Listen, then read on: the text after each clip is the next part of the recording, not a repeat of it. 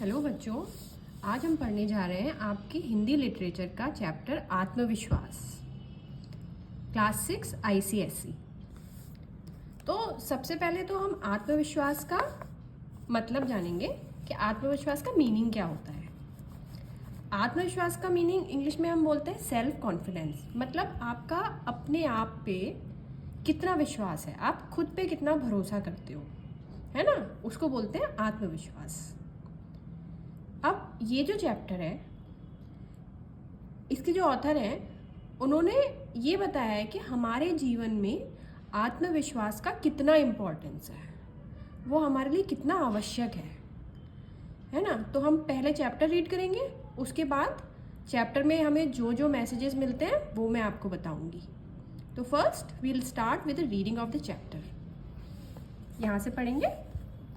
बाली से कौन लड़ सकता है महाराज, क्यों ऐसी उसमें क्या बात है महाराज, उसे ऐसा वरदान प्राप्त है कि जो उसके सामने आता है उसकी आधी ताकत उसमें आ जाती है और वह उसे आसानी से पछाड़ देता है। सुग्रीव ने श्री राम से अपने भाई बाली के संबंध में उपर्युक्त बातें कही थीं और ये बातें इतनी पक्की थीं कि श्री राम भी बाली के सामने आकर नहीं लड़ सके, बल्कि उन्होंने बाली को पेड़ की आड़ से ही निशाना बनाया, है ना। तो इसका क्या मतलब है, ये हमें सबको पता है, हमने रामायण देखी है, उसमें सुग्रीव और बाली भाई भाई होते हैं, है ना। लेकिन बाली जो है बहुत दुष्ट प्रवृत्ति का होता है, सबको परेशान करता है ना। और जो सुग्रीव है उसकी सारी प्रॉपर्टी ले लेता है, उसकी वाइफ को भी अपने पास रख लेता है। तो सुग्रीव जो है भगवान राम को बता रहे हैं कि आप ऐसे नहीं लड़ सकते उससे, उसको वरदान प्राप्त है कि जो भी उससे लड़ेगा उसकी आधी ताकत बाली में चली जाएगी और फिर वो आसानी से हरा देगा, है ना। तो भगवान राम ने क्या किया था, सुग्रीव को भेज दिया लड़ने के लिए और खुद पेड़ के पीछे छिप करके उसको निशाना बनाया, उसको बाण से मार दिया। अब आगे पढ़ेंगे यहाँ से। दूसरे की यानी सामने वाले की आधी ताकत अपने में खींच लेने की शक्ति का जो वरदान बाली को प्राप्त था वह हम सबको भी प्राप्त है, पर दुर्भाग्य यह है कि हमने कभी उसका उपयोग नहीं किया, इसलिए विरोधी हमें पीटते रहते हैं और हम उस पीटने को अनिवार्य समझकर पिटते रहते हैं। अब ऑथर ये कह रहे हैं कि अजीब सी बात कह रहे हैं ऑथर, है ना। वो ये कह रहे हैं कि ये जो वरदान बाली को प्राप्त था कि आपके उसकी अपोनेंट की जो पावर है वो उसके अंदर आ जाएगी आधी, ये हम सबको भी प्राप्त है। कैसे प्राप्त है कि हम अगर आत्मविश्वास रखेंगे अपने ऊपर, अगर हम अपने ऊपर भरोसा रखेंगे और हम ये सोचेंगे कि हम जीतेंगे, तो हमारे अपोनेंट की शक्ति आधी हमारे अंदर आ जाएगी, है ना। मान लीजिए एक एग्जाम्पल देके समझाऊंगी कि आपका कोई कंपटीशन है, मान लीजिए आपका डिबेट कंपटीशन है ना, आपको किसी टॉपिक पे बोलना है और आप जाते हैं कंपटीशन के लिए और वहाँ पे एक और बच्चा है आपका अपोनेंट, है ना, और उसकी बॉडी लैंग्वेज देखकर, उसकी तैयारी देखकर, उसकी पर्सनैलिटी देखकर आपको लगता है कि इसमें तो बहुत दम होगा, है ना, ये तो मैं तो इसके सामने कुछ भी नहीं हूँ, ये तो मुझे हरा देगा। तो वहीं पे आपकी शक्ति आधी हो जाती है और आपकी वो आधी शक्ति उस बच्चे के पास चली जाती है, तो वो ऑलरेडी जीत जाता है। कंपटीशन के पहले ही आप हार जाते हो क्योंकि आपने सोच लिया, आपका आत्मविश्वास चला गया, है ना। लेकिन वहीं पे अगर आप सोचोगे कि नहीं, मैंने बहुत तैयारी की है, मैंने बहुत मेहनत की है, मैंने बहुत अच्छे से अपने डिबेट को लिखा है और मैं ही जीतूंगा या मैं ही जीतूंगी, तो निश्चित ही आप जीत सकते हो। उस केस में 50-50% चांसेस है, जो अच्छा बोलेगा वो जीतेगा। लेकिन अगर आपने ये सोच लिया कि ये तो बहुत अच्छा बोलेगा और मेरी तो तैयारी नहीं है, कुछ नहीं है ना, तो आप निश्चित ही हार जाओगे। अब इसमें एक और चीज़ है कि कॉन्फिडेंस जो है वो आपकी मेहनत से आता है ना। खाली कॉन्फिडेंस कुछ नहीं होता, उसको ओवर कॉन्फिडेंस बोलते हैं कि आपने मेहनत भी नहीं की, आप डिबेट में जा रहे हो, आपने कुछ तैयारी नहीं की, कुछ रिसर्च नहीं की, अपना डिबेट अच्छे से नहीं लिखा, लेकिन आपको बहुत आत्मविश्वास है, अति आत्मविश्वास है, ओवर कॉन्फिडेंस है कि अरे ये इसको तो मैं हरा दूंगा। तो ऐसा आत्मविश्वास किसी काम का नहीं होता। अति आत्मविश्वास, ओवर कॉन्फिडेंस किसी काम का नहीं होता, वो आपको फुलिश बना देता है दूसरों के सामने। इसलिए जब आप मेहनत करेंगे, प्रैक्टिस करेंगे, चाहे वो स्पोर्ट्स हो, चाहे वो डिबेट हो, चाहे वो कोई सा भी कंपटीशन हो, राइटिंग कंपटीशन हो, सिंगिंग कंपटीशन हो, कोई इंस्ट्रूमेंट बजाने का, म्यूजिकल इंस्ट्रूमेंट बजाने का कंपटीशन हो, तो आपकी जो मेहनत होती है, hard work and practice, that brings you confidence. Now we are moving ahead to the next paragraph.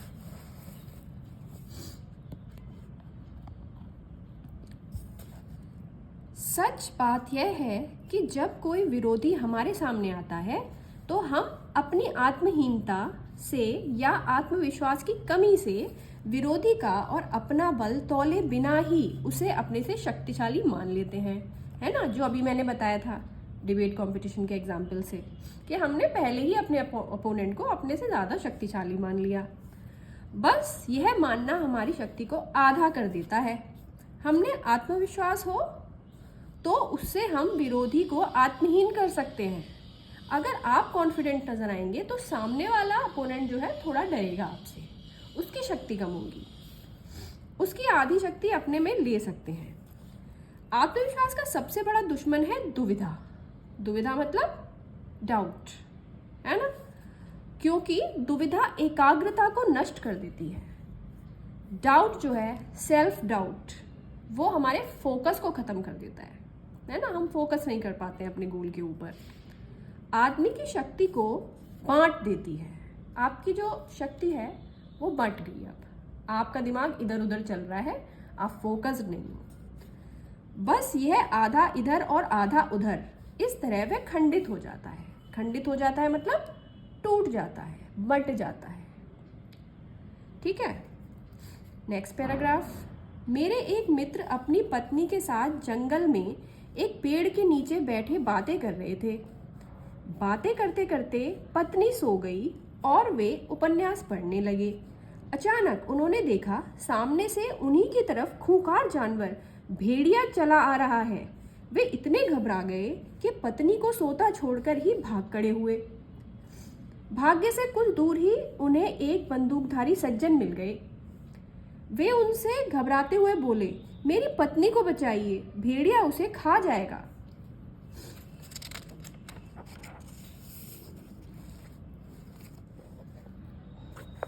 शिकारी दौड़ा दौड़ा उनके साथ पेड़ के पास आया तो उनकी पत्नी यथापूर्व मतलब पहले की तरह सो रही थी और भेड़िया उनके पास रखी टोकरी में मुंह डाले पूड़ियां खा रहा था। लेकिन भेड़िया कैसे पूड़ी खा सकता है? भेड़िया तो मांसाहारी होता है ना। कहाँ है भेड़िया?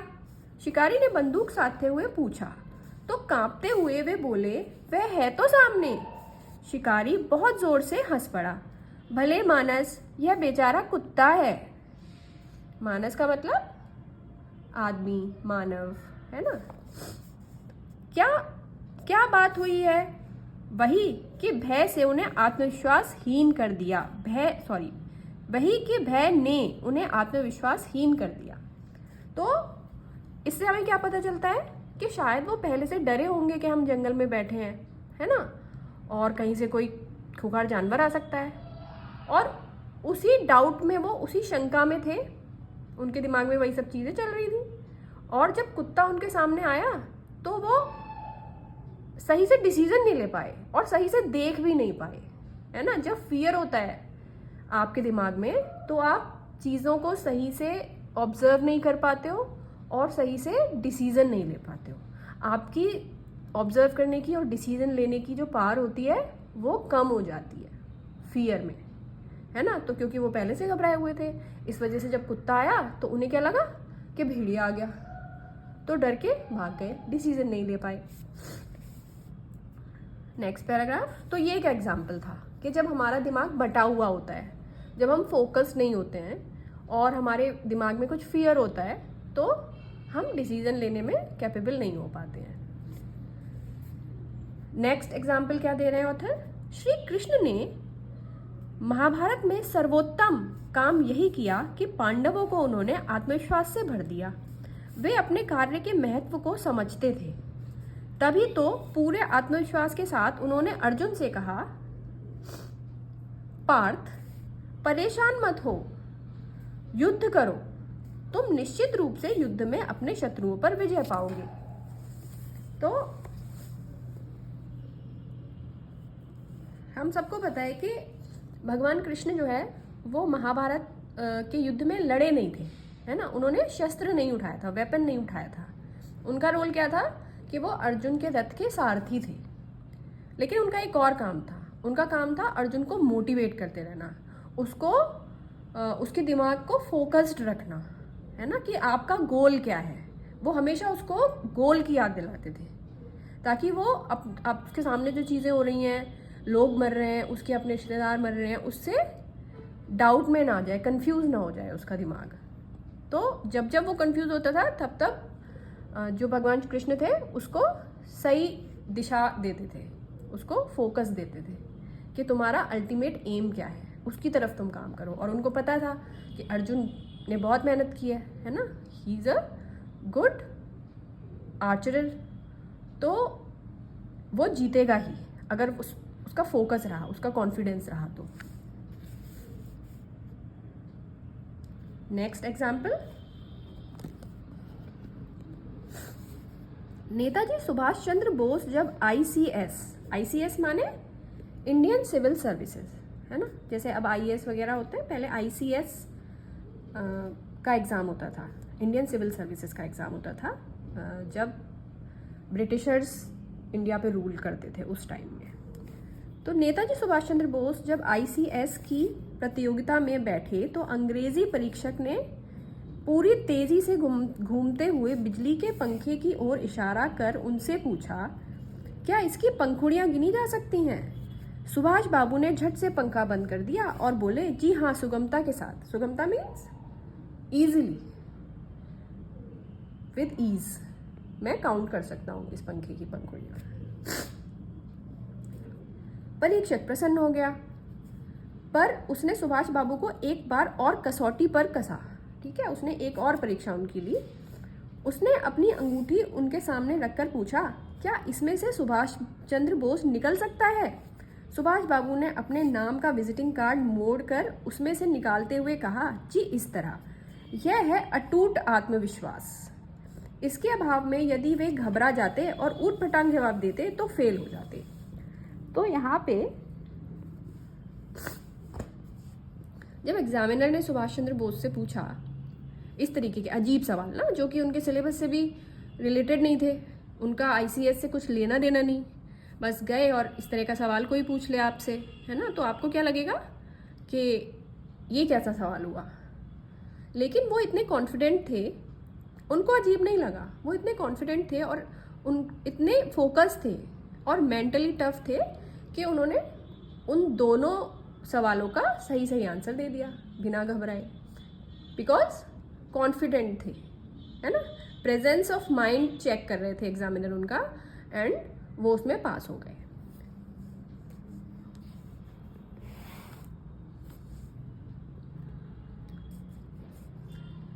दूसरे अपनी क्षमता पर विश्वास करें और सफलता को निश्चित माने। ठीक है, और दूसरी बात क्या है? पहला तो ये है कि सेल्फ कॉन्फिडेंट रहें, और दूसरा ये है कि अपनी कैपेबिलिटीज़ पर आप विश्वास करें, है ना, और ये सोचें कि मुझे सफल ही होना है। इसके लिए आवश्यक शर्त यही है कि हमें अपनी क्षमता और सफलता में अखंड विश्वास हो। हमारे भीतर उगा भय, शंका और अधैर्य ऐसे डायनामाइट हैं जो हमारे प्रति दूसरों के विश्वास को खंडित कर देते हैं। अब हमारे जो कुछ क्वालिटीज़ होती हैं, जैसे कि बहुत से लोग फियरफुल रहते हैं, है ना, बोलते नहीं हैं क्लास में उतना, उनको डर लगता है कहीं गलत हो गया तो, है ना, बिकॉज वो कॉन्फिडेंट नहीं होते हैं खुद में। और शंका मीन्स डाउट, हमेशा डाउट में रहेंगे ये सही है या वो सही है। और तीसरा है अधैर्य, इम्पेशेंस। तो इस तरह की जो क्वालिटीज़ होती हैं वो हमारे अंदर दूसरों का विश्वास भी कम कर देती हैं।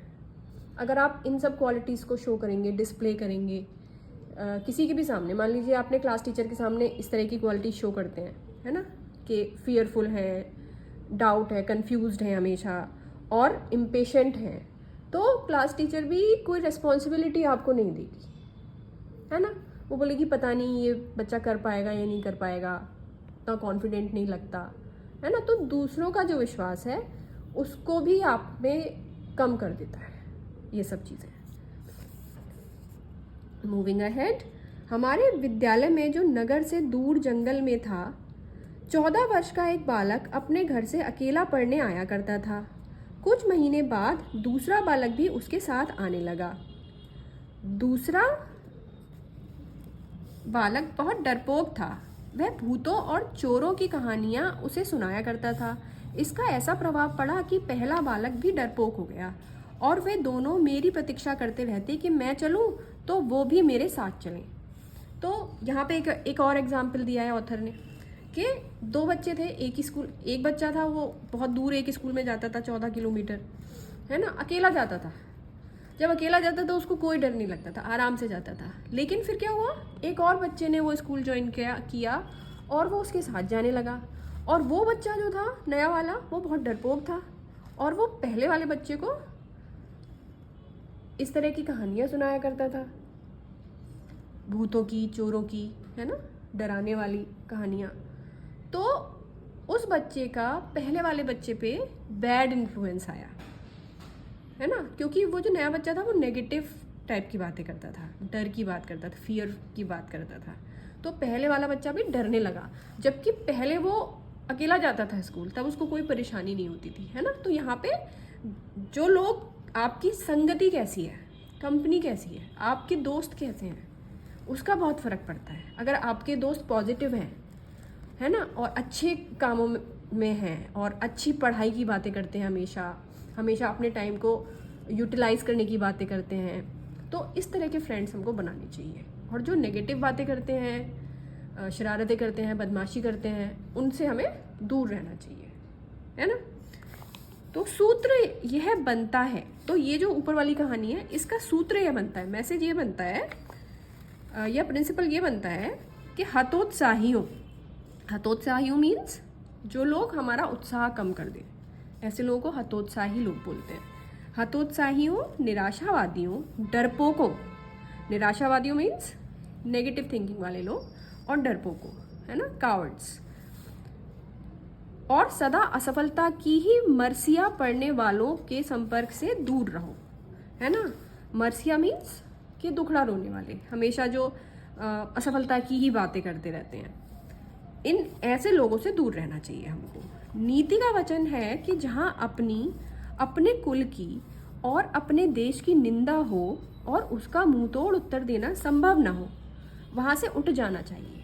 मीन्स कि आप कहीं ऐसी जगह बैठे हुए हो जहाँ या तो आपकी इंसल्ट की जा रही है, निंदा की जा रही है, निंदा मीन्स इंसल्ट, अपमान, या फिर आपके कुल की, आपके खानदान की, आपके घर में से मम्मी की, पापा की, या आपके दादाजी की, दादी की, किसी की निंदा की जा रही है, या फिर आपके देश की निंदा आपके सामने की जा रही है और सिचुएशन ऐसी है कि आप जवाब नहीं दे सकते, तो आपको वहाँ से चले जाना चाहिए उठ के, क्योंकि इसमें आत्मगौरव और आत्मविश्वास की भावना खंडित होने का भय रहता है। क्योंकि हमें क्यों चले जाना चाहिए वहाँ से, क्योंकि अगर हम वहाँ बैठे रहेंगे और सुनते रहेंगे ऐसी इंसल्ट, तो ये पॉसिबल है कि हम अपना सेल्फ कॉन्फिडेंस खो दें और सेल्फ प्राइड भी खो दें। तो इस तरह के लोगों से, इस तरह की बातों से, इस तरह की गॉसिपिंग से हमको दूर रहना चाहिए। अनुभव वाणी है, अनुभव मीन्स एक्सपीरियंस, वाणी मीन्स वॉइस। तो अनुभव यह बताता है हमको, अनुभव वाणी है, मनुष्य के जीवन के लिए इससे अच्छी और कोई बात नहीं है कि वह सदा मानता रहे कि मेरे लिए सब कुछ अच्छा ही होगा, है ना। तो क्या बोल रहे हो उधर, पॉजिटिव थिंकिंग रखनी चाहिए हमको हर सिचुएशन में कि अच्छा ही होगा, जो भी कार्य मैं हाथ में लूँगा उसमें मुझे सफलता अवश्य मिलेगी। तो इस तरह सोचेंगे आप और उसके लिए मेहनत करेंगे, हार्ड वर्क करेंगे, प्रैक्टिस करेंगे, तो ज़रूरी आप सफल होंगे। बहुत से मनुष्य यह सोच सोच कर कि हमें कभी सफलता नहीं मिलेगी, दैव हमारे विपरीत है, अपनी सफलता को अपने ही हाथों पीछे धकेल देते हैं। लोग सोचते हैं कि नहीं, शायद भगवान मेरा साथ नहीं देगा, मेरा नसीब अच्छा नहीं है। आपने सुना होगा बहुत से लोगों से कि मेरा तो कभी बहुत अच्छा लक नहीं है ना। तो इस तरह के लोग पहले ही हार चुके होते हैं। उनका मानसिक भाव सफलता और विजय के अनुकूल बनता ही नहीं है। तो वो ये सोच ही नहीं पाते हैं कभी कि हम सफल हो पाएंगे। तो सफलता और विजय कहाँ? तो फिर ऐसे लोग कभी सक्सेसफुल एंड विक्टोरियस नहीं हो पाते हैं। यदि हमारा मन शंका और निराशा से भरा है, मतलब कंफ्यूजन और नेगेटिविटी से भरा है अगर हमारा मन, तो हमारे कामों का परिणाम भी निराशाजनक ही होगा। तो उसका रिजल्ट भी क्या आएगा? नेगेटिव ही आएगा। क्योंकि सफलता की, विजय की, उन्नति की कुंजी तो अविचल श्रद्धा ही है। श्रद्धा मीन्स बहुत आत्मविश्वास, बहुत विश्वास की चीज़, किसी चीज़ में। जैसे हम भगवान में विश्वास करते हैं ना, बहुत विश्वास, तो फिर वो श्रद्धा, उसको फिर श्रद्धा कहते हैं, बहुत ज़्यादा विश्वास को। तो अगर हम इतना विश्वास करेंगे अपने आप के अंदर, तब फिर हमें सफल होने से कोई नहीं रोक सकता। क्योंकि सफलता की मीन्स सक्सेस की, विजय की, विक्ट्री की और प्रोग्रेस की कुंजी की क्या है? सेल्फ कॉन्फिडेंस, है ना। जीवन में उतार भी है और चढ़ाव भी। जीवन में अप्स एंड डाउन्स आते रहते हैं। जो लोग हमेशा उतार की ही बातें सोचते हैं, जो लोग हमेशा लो पॉइंट्स की ही बातें करते हैं जीवन में, वे उन लोगों की तरह हैं जो कूड़ा घरों के पास कुर्सी बिछाकर बैठ जाते हैं और शहर की गंदगी को गाली देते हैं। मतलब इसका क्या मतलब हुआ? ये जो सेंटेंस है ये आ सकता है कि इस सेंटेंस का क्या मीनिंग है, इसको एक्सप्लेन करिए। इसका मतलब ये है कि आप अगर नेगेटिव सोचेंगे तो आपके साथ नेगेटिव ही होगा, फिर आपको हर जगह नेगेटिविटी ही नज़र आएगी। मतलब कि अगर कोई इंसान है, उसने कूड़ा घर के पास अपनी बैठने की जगह बनाई है ना, अपनी जो कुर्सी है वो कूड़ा घर के पास बिछाई है उसने, तो उसको बदबू ही आएगी, उसको गंदगी ही दिखेगी और फिर वो सोचेगा कि हर जगह गंदगी ही है इस शहर में, है ना, क्योंकि वो गंदगी के पास बैठा है, केवल उसको वही नज़र आ रही है। लेकिन अगर वो गार्डन में जाके बैठ जाए, गार्डन में अपनी कुर्सी बिछाए, उसको अच्छी अच्छी चीज़ें दिखें, फूल दिखें, बर्ड्स दिखें, तितलियाँ दिखें, है ना, तो वो सोचेगा कि हर जगह अच्छा ही अच्छा है और फिर उसके साथ अच्छा ही होगा।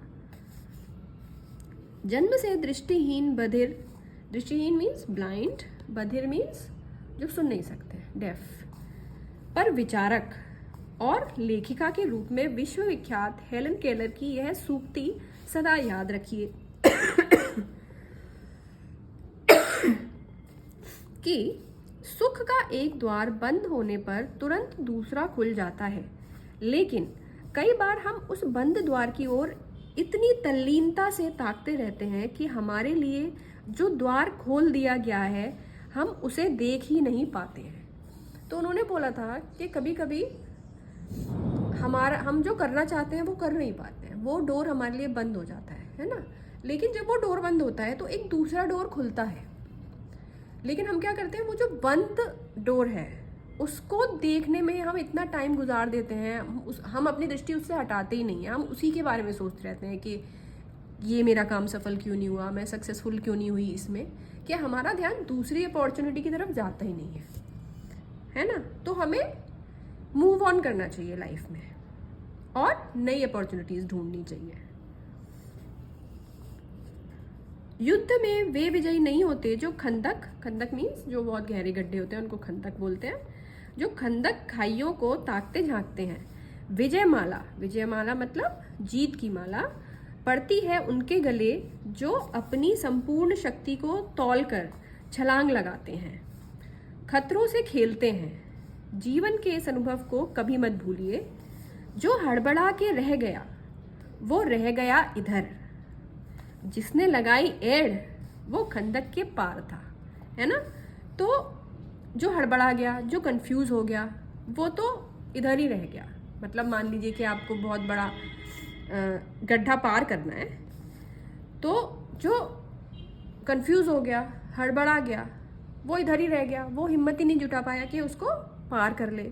लेकिन जिसने लगाई एड, जिसने पूरी ताकत लगा दी, वो खंदक के पार था, है ना। जिसको खुद पे विश्वास था, जिसने पूरी ताकत के साथ कोशिश करी, वो खंदक को पार कर गया। अब मूल्य क्या है इस स्टोरी में? आत्मविश्वास। सबसे पहले तो आत्मविश्वास क्या होता है, आत्मविश्वास हमारे जीवन में क्यों ज़रूरी है, ये हमने पढ़ा इस चैप्टर में। दूसरा, आत्मशक्ति की पहचान। अपनी शक्ति को पहचानो, आपके अंदर जो शक्ति है उसको पहचानो, है ना। तीसरा, सत्संगति, गुड कंपनी। आपके जो फ्रेंड्स हैं, आपके जो आसपास लोग हैं, अच्छे लोग होने चाहिए, ऐसे लोग होने चाहिए जो पॉजिटिव सोचते हैं, है ना। अगर आप नेगेटिव लोगों के साथ रहोगे तो आपकी सोच भी नेगेटिव हो जाएगी, जैसे उस बच्चे की हो गई थी, वो डरने लगा था स्कूल जाने से अकेले। और अगर आप अच्छे लोगों के साथ रहेंगे तो आपकी सोच भी पॉजिटिव हो जाएगी, है ना।